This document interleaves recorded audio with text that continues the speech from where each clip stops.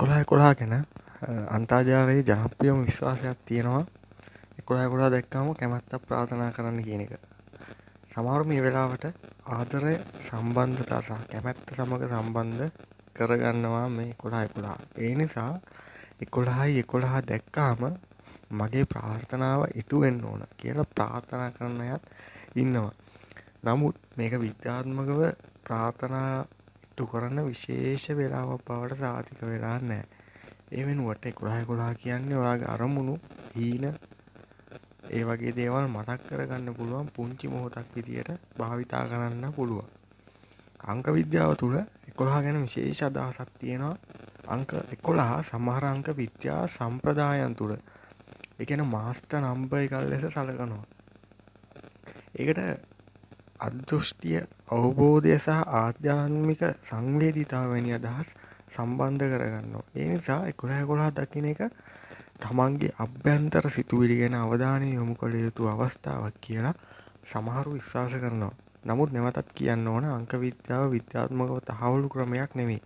ඒ නිසා මේ අදහස් විශ්වාසයක් ලෙස මිස සත්‍ය විද්‍යාත්මක කරුණක් ලෙස සලකන්න එපා. එහෙනම් කලබල වෙන්න අවශ්‍ය නැහැ. ඒක අවාසනාවක් කියලා කියන්නත් හේතුවක් නැහැ. බොහෝ විට සිදුවෙන්නේ ඔයාගේ මොළය 11 කියන රටාව හඳුනාගෙන ඒකට වැඩි අවධානය යොමු කිරීම වෙන්න පුළුවන්. අපි ඒක කලින් වීඩියෝ වල කතා කරලා ඇති. ඔයාලට පුළුවන් ගිහිල්ලා ඒ කලින් වීඩියෝ ටික බලන්න. හැබැයි ඔයාලා කැමති නම් 11 දෙගෙන හැම වෙලාවකම බොංචි පුරුද්දක් ඇති කරගන්න පුළුවන්. තප්පර කීපයක් නැවතිලා ඔයාගෙන් අහන්න මම දැන් කරන්න යන්නේ මොකද්ද? මගේ අරමුණ කුමක්ද? මට වෙනස් කරන්න ඕනේ මොනවද කියන එක.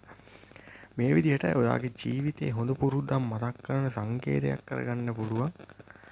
ඇත්තම පිළිතුර මං කියන්නම්. 11 කියන්නේ ඇත්තටම විශ්මිත දෙයක්ද කියන එකට.